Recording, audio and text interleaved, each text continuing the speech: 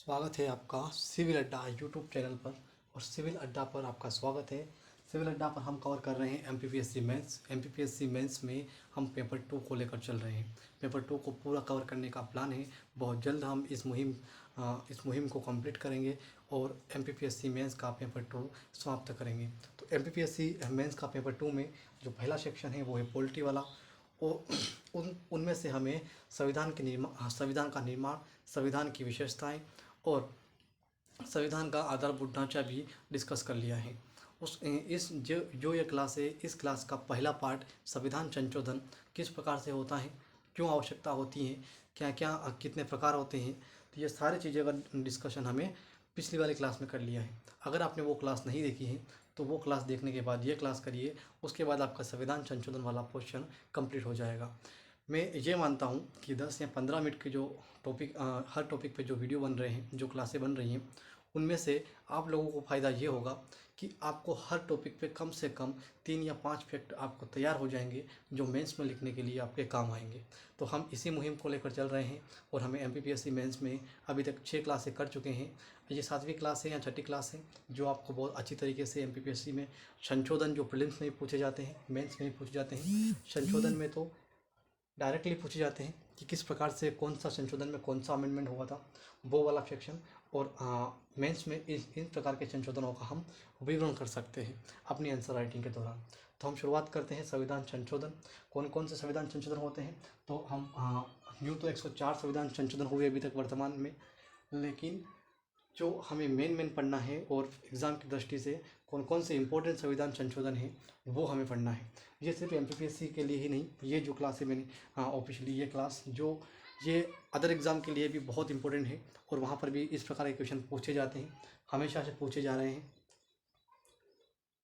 तो शुरुआत करते हैं 1951 में पहला संविधान संशोधन होता है भारत के संविधान का पहला संविधान संशोधन होता है। और उसमें लैंड रिफॉर्म यानी भूमि सुधार संबंधित जो भी अड़चनें आ रही थी वहाँ पर अनुसूची नंबर 9 जोड़ी गई और वहाँ पर भूमि सुधार को और भूमि में और सुधार किया गया और उनको सही तरीके से डिस्क्राइब कर लिया गया। आप जानते हो इस समय पर जो भारत के प्रधानमंत्री थे पंडित जवाहरलाल नेहरू थे और उन्होंने ये संशोधन किया था। चलिए जी, अगला संविधान संशोधन जो होता है वो होता है संविधान संशोधन क्रमांक 7। 7वां संविधान संशोधन जो राज्यों की ABCD श्रेणी जो थी हमारे, जब मध्य प्रदेश की बात करते हैं तो मध्य प्रदेश भी खुद 4 श्रेणियों में विभाजित था। तो राज्यों की ABCD जो श्रेणी थी उन श्रेणियों को समाप्त कर दिया गया और फजल अली आयोग उसको समाप्त कर दिया गया और फजल अली आयोग का जो सिफारिशें थी वो लागू कर दी गई। तो हमें ये देखना है कि जो पहला संविधान संशोधन था वो 1951 में होता है। उसके बाद कुछ इंपॉर्टेंट नहीं हुआ है। इम्पोर्टेंट हुआ है 7वां जो हमारे एग्ज़ाम की दृष्टि से बहुत इंपॉर्टेंट है। हालांकि संविधान में संशोधन करना बहुत इंपॉर्टेंट होता है, वो सारी जानकारी भी आप पढ़ सकते हो, लेकिन हमें एग्ज़ाम की दृष्टि से पढ़ना है तो हमें कुछ सिलेक्टेड चीज़ें पढ़ना होगी और वो सिलेक्टेड चीज़ें मैं आपको पढ़ा रहा हूँ। मैं आपको एमपीपीएससी मेंस का पूरा सिलेबस कवर करवाऊँगा, ठीक है। जहाँ तक ज़रूरत होगी हम 1 या 2 फैकल्टी को और लाएंगे, सीसेट भी कवर करवाएंगे। मैं आपको जल्द ही सीसेट पर रणनीति के ऊपर एक क्लास लाऊंगा जहाँ पर आपको सीसेट के ऊपर काम करने का मौका मिलेगा, सीसेट को समझने में आसानी होगी। चलिए शुरुआत करते हैं। राज्यों की ABCD श्रेणी 1956 में जो 7वां संविधान संशोधन हुआ था वहाँ समाप्त होता है और उसके बाद फजल अली आयोग की रिकमेंडेड शुरू होती है। फजल अली आयोग की जो सिफारिशें थी वो लागू होने के बाद भारत में 14 राज्य और 6 केंद्र शासित प्रदेश अस्तित्व में आते हैं। अगला संविधान संशोधन होता है 1961 का और यहाँ पर राज्यों संबंधित मामला है। 1961 में होता है, 1962 में होता है, 10, 11, 12 जो संविधान संशोधन होते हैं। यहाँ पर गोवा, दमन, दीव इनको केंद्र शासित प्रदेश बनाने को लेकर मुहिम चलती है। आप जानते हो कि जो ये केंद्र शासित प्रदेश थे, जो ये गोवा और दमन दीव वाला इलाका था, यहाँ पर पुर्तगालियों का कब्जा था। पुर्तगाली ऐसा यूरोपीय देश जो भारत में सबसे पहले आता है और सबसे बाद में जाता है। तो गोवा उनके अधीन था उस वक्त। उसके बाद गोवा पर भारत का अधिकार हुआ और उनको केंद्र शासित राज्य का दर्जा भी दिया गया। केंद्र शासित प्रदेश किसे कहते हैं और जो पूर्ण राज्य होते हैं उन्हें वो किन्हें कहते हैं, इनके ऊपर भी मैं पूरा क्लास आपके लिए लेकर आऊँगा और अच्छी तरीके से बताऊँगा कि केंद्र शासित प्रदेश में और राज्य में क्या डिफरेंस होता है। तो गोवा को फिलहाल वहाँ पर 1962 में केंद्र शासित प्रदेश दर्जा दिया गया। दमन एवं दीव को भी दिया गया, जो हाल ही में बिल्कुल एक कर दिया गया। दमन और दीव को, दमन दीव और नागर हवेली को, दोनों को जोड़कर एक ही कर दिया गया। चलिए अब शुरुआत करते हैं 18वां संविधान संशोधन। 18वां होता है 1966 में, 18वां संविधान संशोधन 1966, ठीक है। और इसमें पंजाब और चंडीगढ़, पंजाब और हरियाणा को अलग अलग राज्य बनाए गए और दोनों की एक ही राजधानी बनाई गई, और जो राजधानी है वो स्वयं को केंद्र शासित प्रदेश घोषित कर दिया गया, ठीक है। वहाँ के भी कुछ अलग कारण हैं, पंजाब और चंडीगढ़ को केंद्र शासित प्रदेश बनाने के लिए भी कुछ अलग कारण है। वो पूरा मैं आपको संविधान केंद्र शासित प्रदेश वाले चैप्टर में आपको मैं अच्छी तरीके से पढ़ाऊँगा। चलिए, तो पंजाब वाला हो गया 1966 में होता है। 21वां संविधान संशोधन होता है और वो होता है 1967 में, 1961 में। हाँ, जो होता है वो होता है 21वां संविधान संशोधन। उसमें सिंधी भाषा को भारत की संविधान की 8वीं अनुसूची में जोड़ी गई। भारत के संविधान में 22 भाषा हैं, लेकिन उस वक्त 22 नहीं हुआ करती थी, एक समय पर बहुत कम भाषा हुआ करती थी। हाँ, तो उसके बाद सिंधी को जोड़ा गया। उसके बाद फिर आगे हम देखेंगे कि किस प्रकार से संविधान में अनुसूची में भाषाओं को जोड़ा गया। तो ये 8वीं अनुसूची में जोड़ा गया और इसके लिए संविधान में संशोधन करना पड़ा, और संशोधन क्रमांक था 21वां, 1967 में होता है। अगला होता है, आप जानते होंगे क्वालिटी थोड़ी सी कमज़ोर आ रही है, यहाँ पर मार्कर अपने पास इतना हाई लेवल का उपलब्ध नहीं है। लॉकडाउन के चलते वो सारी चीज़ें हमें उपलब्ध नहीं हो पा रही हैं। जो एक आधारभूत विषय वस्तु होती हैं, आधारभूत चीज़ें होती हैं, वो नहीं है। लेकिन समय के साथ ये सारी चीज़ें बदलेगी और हम अच्छी क्वालिटी के साथ आपके लिए लाएंगे। अभी इसलिए बना रहे हैं लो क्वालिटी पे भी, कि हम कम से कम बैठे ना रहे, कुछ ना कुछ करते रहें। आपको दिख नहीं रहा होगा, सुन तो पा रहे होंगे, ठीक है। तो जितना भी आप सुन पा रहे हो, जितना भी आप देख पा रहे हो, उतना तो आप ऑब्जर्व करने की कोशिश कर सकते हो। थोड़ा बहुत एडजस्टमेंट मैं भी कर रहा हूँ, थोड़ा बहुत आप भी कर सकते हो। चलिए, 42वां संविधान संशोधन, ये सबसे इम्पोर्टेंट संविधान संशोधन। भारतीय संविधान का अब तक 104 संविधान संशोधन होते हैं, जिनमें सबसे महत्वपूर्ण स्थान 42वां संविधान संशोधन रखता है। हम प्रैक्टिकली अप्रोच पर देखते हैं तो भी, एग्जाम के दृष्टिकोण से देखते हैं तो भी संविधान संशोधन, 42वां संविधान संशोधन बहुत इंपॉर्टेंस रखता है। तो 42वां संविधान संशोधन जो है वो 1976 में होता है। वहाँ पर प्रस्तावनाओं में कुछ शब्द जोड़े गए, समाजवादी, पंथनिरपेक्ष, इस प्रकार के शब्द जोड़े गए। 42वां संविधान संशोधन आप जानते हैं 1976 में हुआ। उस वक्त भारत आपातकाल की स्थिति से उभरा ही था और 42वां संविधान संशोधन जोड़ा गया। उसमें राष्ट्रपति की कुछ पावर छीनी गई, कुछ राष्ट्रपति के ऊपर कुछ प्रस्तावना में जोड़े गए। कुल मिलाकर 19 विषयों का इस पर प्रभाव पड़ा, 19 विषयों पर इसका प्रभाव पड़ा 42वां संविधान संशोधन। इसी कारण इसको मिनी संविधान भी कहते हैं, लघु संविधान भी कहते हैं।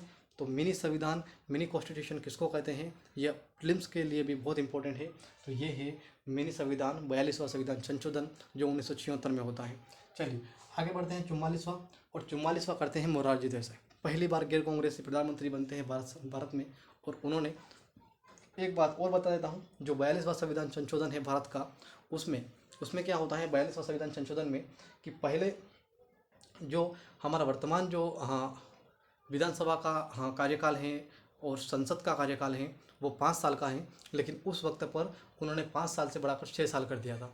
लेकिन वापस 44वां संविधान संशोधन आता है और उसमें वापस 6 साल से संविधान संशोधन करके 5वां साल कर दिया गया, 5 साल कर दिया गया। तो अब इनको चेंजेस नहीं हुआ है, और जो कार्यकाल है अपने वर्तमान विधानसभा या लोकसभा का या स्थानीय पंचायतों का भी वहाँ पर 5 साल ही है। चलिए अब शुरुआत करते हैं 1952 में, 1985 में होता है 52वां संविधान संशोधन। बहुत अच्छा, एक यहाँ पर ये है 10वीं अनुसूची जोड़ी गई। 9वीं अनुसूची कब जोड़ी गई थी? 9वीं अनुसूची जोड़ी गई थी पहले अमेंडमेंट, पहला संविधान संशोधन 1991, 9वीं अनुसूची भूमि सुधार संबंधित, ठीक है, ये वाला 9वीं अनुसूची। लेकिन 10वां अनुसूची जोड़ी गई 52वें संविधान संशोधन में। तो 10वां अनुसूची जोड़ी गई 52वें संविधान संशोधन में, और यहाँ पर 1985 में ये संशोधन होता है 52वें क्रमांक का। और उसमें क्या होता है 52वें क्रमांक में, कि 52वें क्रमांक, इसमें दल बदल कानून को जोड़ा गया। अब दल बदल कानून आप जानते होंगे, अगर नहीं जानते हो तो दल बदल कानून को अच्छी तरीके से पढ़ लीजिए। दल बदल कानून के बारे में मैं आपको इतना सा बताने वाला हूँ कि दल बदल कानून जो भी राजनीतिक दल, जो भी विधायक या सांसद किसी राजनीतिक दल से चुनाव लड़कर संसद पहुंचता है या विधानसभा पहुंचता है, लेकिन कुछ महीनों बाद उसके राजनीतिक दल से अपने वैचारिक मतभेद होने के कारण या किसी और रीज़न के कारण जब वो अपने इस सदन से अपने राजनीतिक दल से ये करता है, इस्तीफा देता है और किसी और को समर्थन देता है, अपने जिससे वो लड़ा है, वहाँ जिस राजनीतिक दल से वो लड़ा है वहाँ से समर्थन खींचकर किसी और को देता है, अगर इस प्रकार से कोई करता है तो उसकी सदस्यता समाप्त हो जाएगी और उसको वापस जनता के सामने प्रस्तुत होना होगा। जैसे उसको जो ही वो प्रस्तुत होंगे चुनाव लड़ने के लिए, जनता तय करेगी कि इन्होंने सही किया या नहीं किया। जो हाल ही में मध्य प्रदेश की घटना है, जो हाल ही में कर्नाटक की घटना है, जो हाल ही में पुडुचेरी की घटना है, वो सारी घटनाएं यहाँ पर बताती हैं। ये सारी घटनाएं 10वीं अनुसूची के ही अंतर्गत ही आती हैं। तो 10वीं अनुसूची है दर बदल कानून, आप इसको बारे में और अच्छी तरीके से पढ़ सकते हो। समय मिलेगा तो इसके ऊपर बहुत अच्छी तरीके से वीडियो बनाऊंगा, बहुत अच्छी तरीके से क्लास लूँगा और आपको बताऊँगा कि 10वीं अनुसूची कितना इंपॉर्टेंस रखती है भारतीय राजनीति में। चलिए शुरुआत करते हैं 56वां संविधान संशोधन। ठीक है, आपको शायद कम क्वालिटी दिख रही होगी, इसलिए आप उच्च क्वालिटी कर लीजिए अपने फ़ोन की, या फिर मुझे लगता है कि लाइट भी थोड़ी सी अगर बढ़ा लेते हैं फ़ोन की तो अच्छा दिखता है। तो अभी आप थोड़ा सा एडजस्ट कर लिए। 56वां संविधान संशोधन क्या होता है इसको हम पढ़ते हैं। ये है 1987 में होता है, 1987 में 56वां संविधान संशोधन होता है और ये होता है गोवा को पूर्णतः राज्य का दर्जा दिया गया। अभी वर्तमान में भारत में 28 राज्य हैं। 25वां राज्य बना था गोवा। 29 राज्य हो गए थे पहले, लेकिन जम्मू कश्मीर को तोड़ दिया गया केंद्र शासित प्रदेशों में, तो उसके बाद 28 राज्य हैं। लेकिन 25वां राज्य बना गया गोवा और इसको संविधान संशोधन करना पड़ा इसके लिए 56वां, और 1987 में ये संशोधन होता है। आगे बढ़ते हैं। 61वां संविधान संशोधन 1989। 61वां संविधान संशोधन 1989 ये मताधिकार संबंधित है। आप भी जानते होंगे, आप अगर 18 साल के हो गए होंगे तो आपको मत देने का अधिकार मिल गया होगा। अगर आपको मत देने का अधिकार मिलता है तो 18 साल एज होने का ही आपकी एलिजिबिलिटी होती है। आप कितने पढ़े हो कितने नहीं पढ़े हो इसकी एलिजिबिलिटी, इसकी योग्यता नहीं होती है वोट देने के लिए। वोट देने के लिए एक ही योग्यता होती है इंसान की, और वो होता है 18 साल की आयु पूरा करना। तो 18 साल की आयु पहले था 21 साल, तो 61वां संविधान संशोधन किया और 21 साल से 18 साल में पवित्र कर दिया गया। इसके लिए आर्टिकल शायद 326 है, वयस्क मताधिकार का जो आर्टिकल है वो भी आपको बता देता हूँ। वो 326 वाला नंबर का आर्टिकल है, क्योंकि 324 से निर्वाचन आयोग शुरुआत होता है। तो 326 शायद 326 है, एक बार और चेक कर लेना। शायद 327 हो सकता है, 327 नहीं होगा, 326 ही होगा, एक बार और चेक कर लेना। हाँ 69 अमेंडमेंट होता है 1991 में, और दिल्ली को राज्य का दर्जा दिया गया।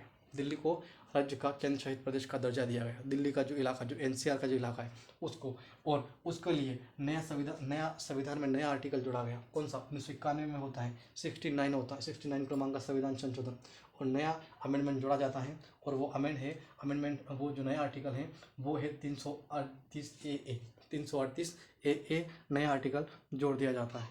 चलिए अब आगे बढ़ते हैं दिल्ली के ऊपर। अभी दिल्ली का मसला भी वर्तमान में करंट का मुद्दा है, और यहाँ से बहुत सारे क्वेश्चन बनने वाले हैं। और दिल्ली कौन से अमेंडमेंट में शामिल हुई थी, केंद्र शासित प्रदेश बना था, उससे पहले क्या था, इसके ऊपर भी मैं चाहता हूँ एक क्लास लेके आऊँ। लेकिन अभी हमारे पास सिलेबस बहुत बड़ा है और मैं कहीं और पर भी एक क्लास ले रहा हूँ। वहाँ पर स्पोर्ट जीके की मैं क्लास ले रहा हूँ MPPS से संबंधित, तो इस कारण से मुझे इतना समय नहीं मिल पाता। मैं खुद की तैयारी भी करना होता है, जो UPSC इस बार है उसको टारगेट किया है।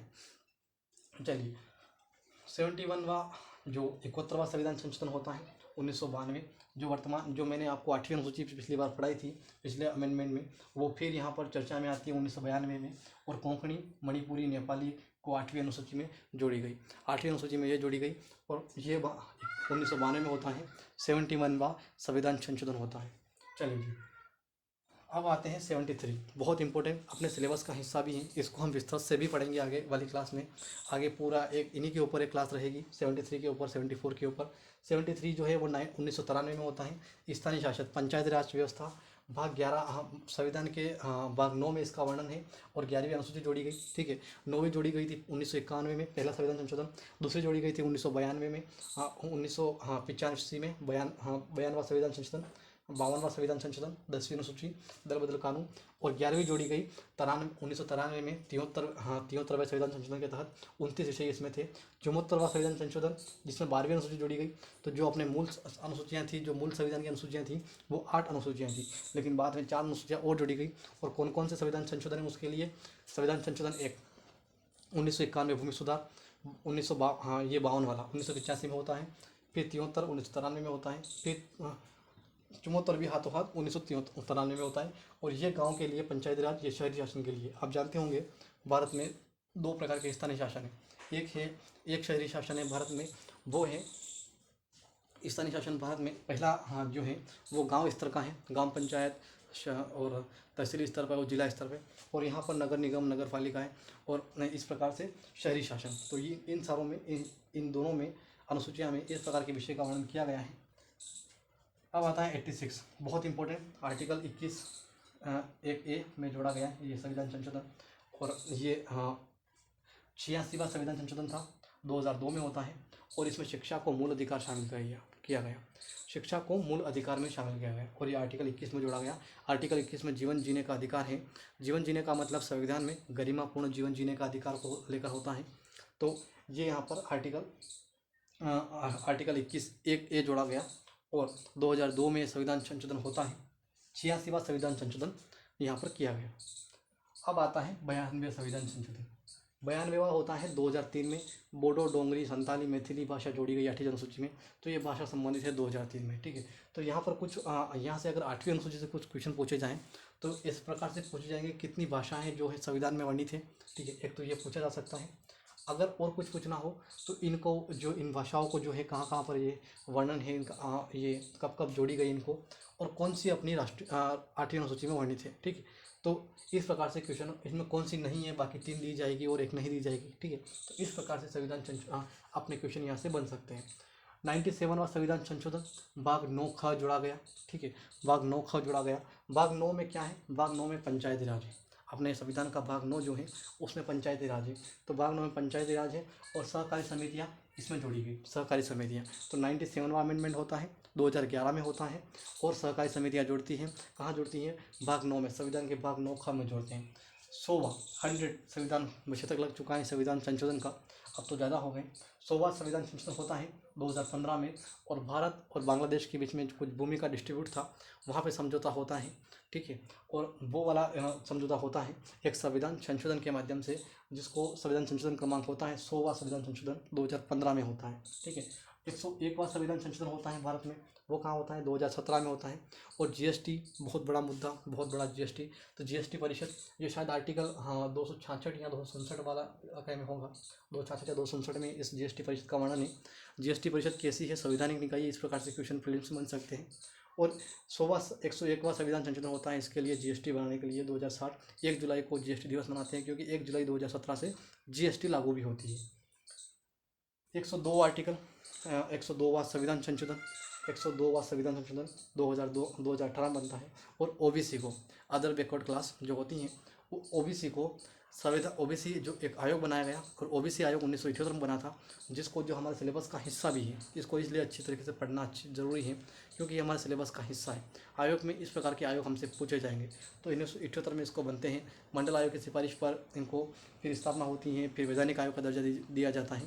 उसके बाद 2018 में 102वां संविधान संशोधन करके इसको क्या किया गया, संवैधानिक दर्जा दिया गया। संवैधानिक दर्जा देने से इनका ये होता है कि जब कोई भी मामला होगा ओबीसी का, उसका संविधान के तहत निपटारा होगा, और जिस इसलिए ओबीसी आयोग को संवैधानिक दर्जा दिया गया।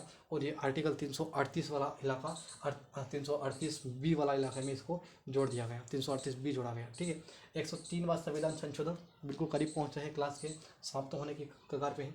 तो 103वां संविधान संशोधन होता है 2019 में, और ये होता है ईडब्ल्यूएस आरक्षण। ठीक है, तो इकोनॉमिकली जो क्लास, जो बैकवर्ड क्लास है, उनमें जो ईडब्ल्यूएस का जो आरक्षण लागू होता है, आर्टिकल 15(4) और आर्टिकल 16(4) में संशोधन करके इस प्रकार से संशोधन किया गया। और 103वां संविधान संशोधन ये कहा गया 2019 में की घटना थी। ठीक है, 104वां अभी हाल ही में होता है 2020-21 में, 2021 में होता है। और एंग्लो इंडियन का जो मनोनीत होते थे, जो वर्तमान में जिस प्रकार से मध्य प्रदेश की बात करते हैं कि 230 अपनी सीटें हैं विधानसभा की, प्लस एक एंग्लो इंडियन है, अब वो एंग्लो इंडियन का प्रावधान हटा दिया गया है, अब वो एंग्लो इंडियन नहीं रहेगा। इस प्रकार से लोकसभा में बात करते हैं 543 अपनी सीटें हैं, लेकिन 2 जो हैं वो मनोनीत होते हैं। अब ये मनोनीत वाला जो सेक्शन है वो समाप्त कर दिया है, यानी कि अब पूर्णतः जो संविधान है वो एक तरह से देखा जाए, अगर दर्शन के हिसाब से देखा जाए तो संविधान जो है वो पूर्ण भारतीयों का हो गया, उस पर किसी इंग्लैंड की छाप नहीं रह गई। ये क्या बात है, ये में हम किसी और चीज़ में डिस्कस करेंगे कि एंग्लो इंडियन क्यों मनोनीत किए जाते थे और अब क्यों इनको समाप्त कर दिया गया है। ठीक है। तो 104 संविधान संशोधन अब तक हुए हैं, जिनमें इंपॉर्टेंट हमने कवर कर लिए हैं। अब और भी चाहते हो तो और भी और कहीं से कवर कर सकते हो, लेकिन मुझे लगता है कि एमपीपीएससी के लिए ये सफिशिएंट है, अदर एग्ज़ाम के लिए भी सफिशिएंट है। अगर आप इसके बाद ये देखने के बाद लुसेंट पढ़ते हो या इस देखने के बाद एम लक्ष्मीकांत पढ़ते हो, तो आपका संविधान संशोधन वाला जो मामला है वो आपका निपट जाएगा और वहाँ आपको और अलग से पढ़ने की ज़रूरत नहीं होती है। लेकिन संविधान संशोधन ये पढ़ने के लिए आपको इससे पहले वाला एक क्लास है, वो पार्ट 1 वाला वीडियो भी आपको देखना होगा और वो क्लास भी आपको कंप्लीट करना होगी। वो ज़्यादा बड़ी लंबी क्लास नहीं है। मैं फिर कह रहा हूँ, एमपीपीएससी का जितने भी हमारे पास टॉपिक हैं, बहुत सारे टॉपिक हैं। मुझे ये लगता है कि आपको सिलेक्शन लेने के लिए हर टॉपिक पे बहुत अच्छी कमांड होना चाहिए। लेकिन अगर आप जल्दबाजी में हो या आपको मेंस अगर जल्दी जल्दी कवर करना हो तो ये ऐसा होता नहीं है। लेकिन आप करना चाहते हो तो एक शॉर्ट फॉर्म ये है, सफलता का शॉर्ट कट फिर भी नहीं होता।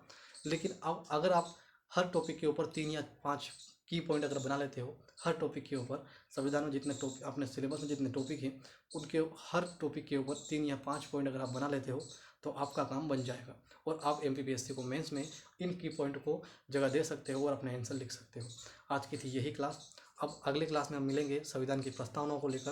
प्रस्तावना क्या होती हैं, कब से प्रस्तावना का इतिहास है और प्रस्तावना में कब कब परिवर्तन होते हैं, प्रस्तावना में परिवर्तन होने के लिए क्या क्या मामले सुप्रीम कोर्ट गए हैं, संविधान की प्रस्तावना संशोधन है या असंशोधन है, असंशोधनीय है, ये सारी हम चीज़ें अगली क्लास में पढ़ेंगे। तब तक ये क्लास देखिए और इनको शेयर करिए, इनको ज़रूर शेयर करिए, आगे बढ़ाइए इन क्लासों को, ताकि कोई नए बिगनर लोग हैं, जो नए लोग हैं वो एमपीपीएससी को अच्छी तरीके से समझ सके। चलिए, बहुत बहुत धन्यवाद, शुक्रिया।